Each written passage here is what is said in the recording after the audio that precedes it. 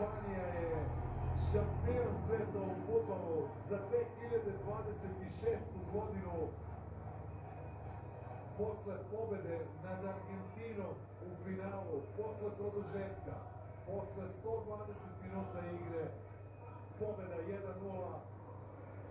Naredno svetsko prvenstvo biće u Španiji, Portugaliji i Maroku sa 3 utakmice koje će se igrati u Argentini, Paragvaju i Urugvaju na 100-godišnjicu svetskog prvenstva.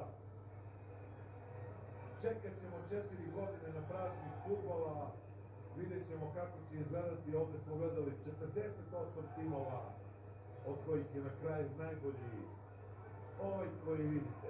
Reprezentacija Španije, šampion sveta, u ime kompletne ekipe Radio Televizije Srbije koja je realizovala ovaj projekat svetskog prvenstva, želim vam prijatan ostatak noći. Doviđenja.